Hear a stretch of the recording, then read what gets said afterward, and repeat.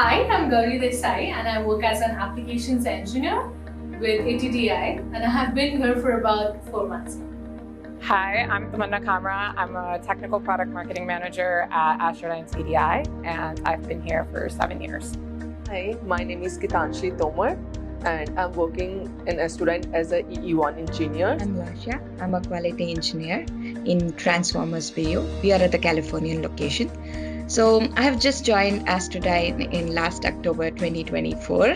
Hi, I'm Monica Sharma. I work as an electrical engineering too here at ATDI in the power group.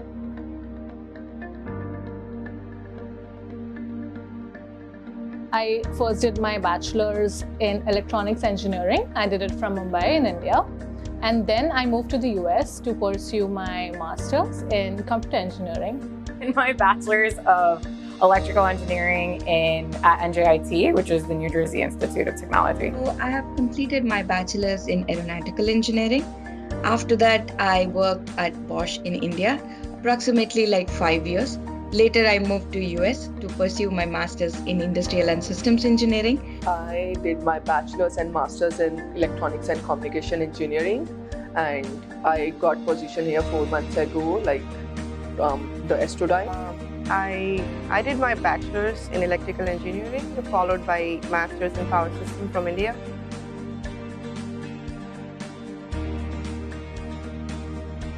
I didn't always know that I wanted to do engineering. From a young age, I was always good at math. And because I'm a girl, everyone said you should be a math teacher. And nobody ever even proposed this career to me. I was endlessly curious, but I think a lot of times my curiosity was shushed, maybe because the people in the room didn't know the answers. So no, I did not dream or something about to be engineer, but I've been always curious about how things work. I was always like, I wanted to know deeply how any product works, and I loved problem solving. That's a long story ago. Like, I truly inspired from my childhood seeing the electronic stuff at household course and from to the making projects in the college or in the high schools. So growing up, if there was like one thing I was 100% sure of, was that I don't want to be an engineer. But I have always had like a very logical bent of mine, and so I'm like always looking for patterns and statistics, and I have fun with numbers. So my role typically sits at like the intersection between engineering and our customers. So and basically that's where like a lot of innovation starts.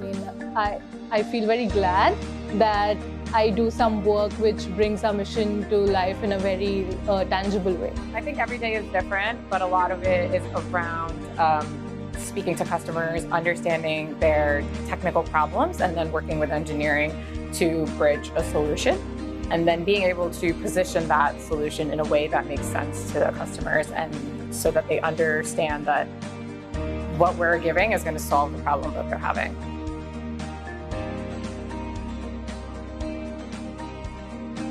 What inspired me to pursue engineering is the curiosity of how stuff works. Ever since I was a little kid, I couldn't sleep at night because I need to know how the fan was turning or how these lights turned on and off from a switch. And I always had this like deep passion for math, just a really good knack of numbers. So those things kind of combined made me want to pursue engineering. I come from the family of engineers. My dad is a mechanical engineer, and yeah, I always used to love to create something and build something as a kid.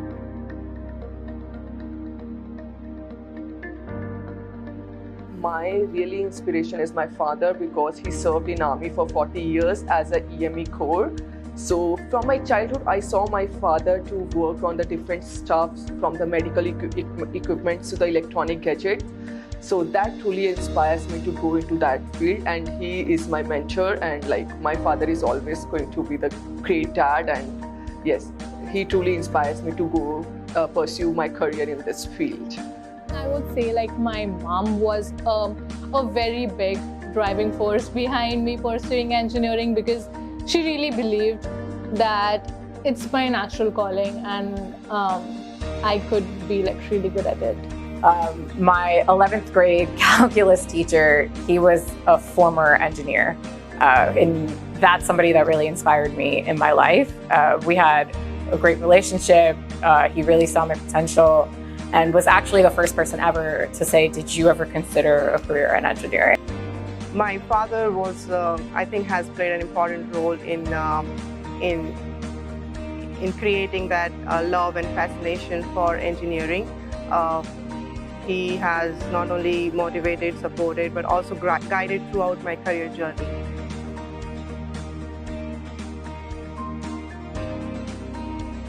Oh yeah, who hasn't faced some adversity? Definitely throughout my schooling, I definitely had a lot of challenges as a woman. As I did electrical engineering, oftentimes I was the only or one of two women in a class. You could see how people treat you differently. You could see how professors treat you differently. As a young student, I didn't really know how to solve that and how to approach that problem, especially when it's a professor or someone who is maybe being biased towards you, is the keeper of your grades and the keeper of your success. As I've gotten older, I think I still see it.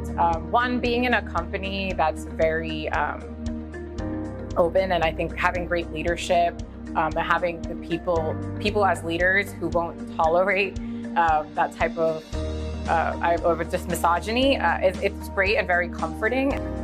So yeah, I started my career in 2013 after my bachelor's, and then yes, you can say this engineering field is male dominated, but I had a wonderful 10 years of experience in my journey. Yes, in starting, it's like you have to work with the male colleague. It's little bit, they have the perception like females don't have that technical skills, capable of that technical skills.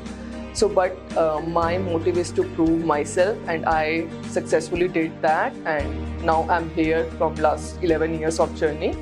So yeah, that's a wonderful, yes, we have to face challenges with the male counterparts, but yes, you have to prove yourself. To be honest, while I was studying, I did not see that there will be challenges while working or in the future. I did not see that because there were a lot of women while studying. But when I came to the real world working, I did face some challenges. It's because being a few among many, it felt like you have to work harder to be heard. So that sometimes we get a little demotivated, or we get like overlooked, underestimated. But what I do personally is stay focused, always learn and upskill yourself. And there are a lot of people like mentors or your managers, anybody, they are ready to help. Just seek help. So if you keep doing that, then I think we can overcome things. This is a tricky one. I'm not. There are a lot of challenges. Engineering, unfortunately, is a male-dominated field, undoubtedly, till now. But I like to face the challenges every single day with a lot of strength, perseverance, and grace. I actually remember during my master's walking into a class where I was the only woman in a class full of men, and that was a little intimidating. But and I mean, there were times when I questioned, like, what am I doing here? Like, is it even fitting? But then I channeled all of that energy into building my own confidence.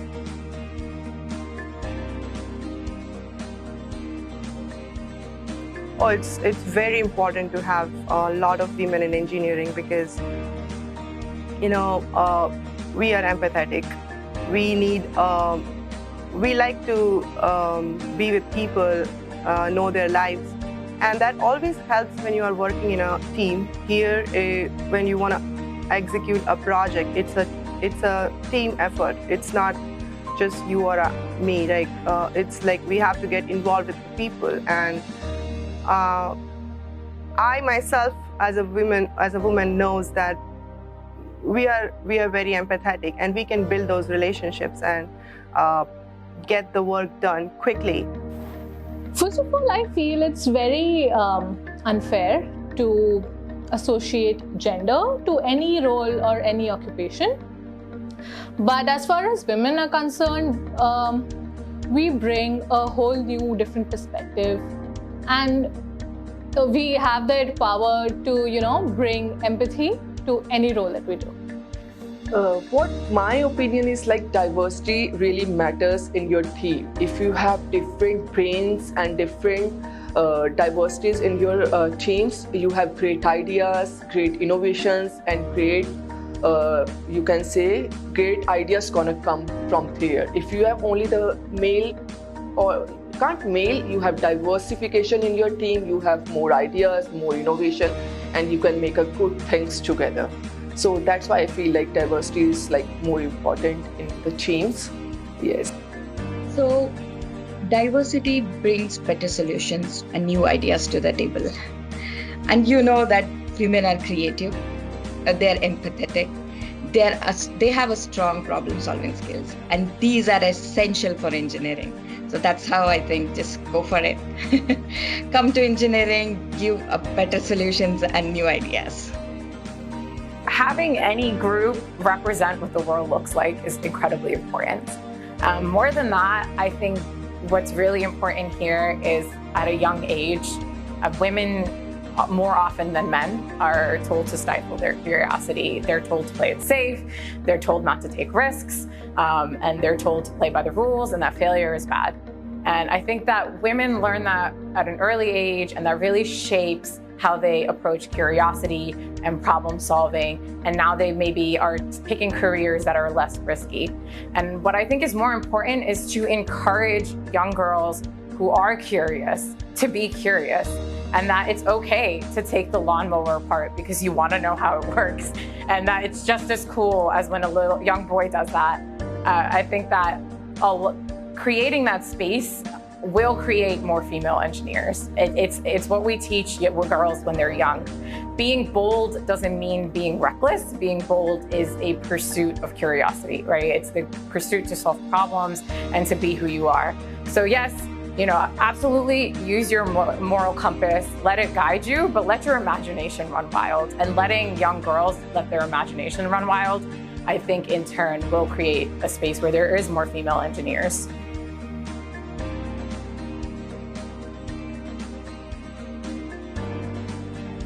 I would say just go for it. Engineering is not all about math and machines. It's all about solving real world problems and making a difference. So don't get afraid. You should always take risks. There's so many people in here. It is just to find a right person, just trust the process. If you are in the right path, then you will achieve it. That's what I would say to younger myself, and also any young generation. They really wanted to come in engineering field. It just don't get afraid to take risks. My advice to anyone looking to pursue STEM would be just keep going at it, because honestly, being perfect is not what is needed. What you actually need to have is a lot of curiosity, passion, and you just need to be persistent. So yeah, ask a lot of questions. Don't be afraid to take up space. Find your people, and just don't let yourself feel like your curiosity, or when you're questioning things, don't feel like that's wrong or it makes you ignorant to not know. Curiosity is like a beautiful thing, and questioning the status quo, questioning why something is done that way, that has always been the driver of innovation. So don't let yourself feel incompetent or unintelligent because you didn't understand something and you asked questions and you were curious, because you might be the one to solve that problem in a better way. What I would suggest to the younger generation is don't let your dreams stray away from your goals. So always follow your passion, whatever you want to do. Surround yourself with the mentors, whatever in your field. It's your parents, it's your mentors, anybody in your life, and see how the women's like you working in this field, exploring the opportunities, and don't let yourself to be stay and at particular point follow your passion.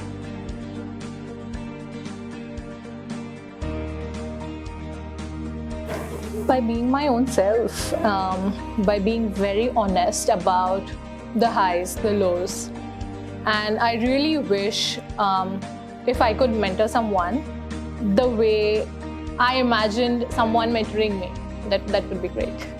We hope to inspire like somebody is like to see how vast is this field, how you can improvise and grow yourself in the engineering discipline.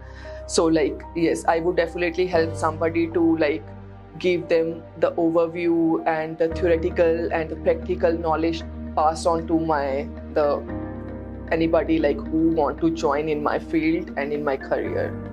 Engineering is a lot about how to solve problems, how to break down a problem, think about it critically, and then iterate until you find a solution. And I think that discipline can be used throughout your life in a lot of ways. So in the spirit of pursuing curiosity, because I guess that is the theme of what I am saying here today, be open and adaptable to the opportunities that come your way. I never thought I would be, I never considered engineering. I definitely never considered marketing. And being open to a new career path and being open to what other people have to say and suggest.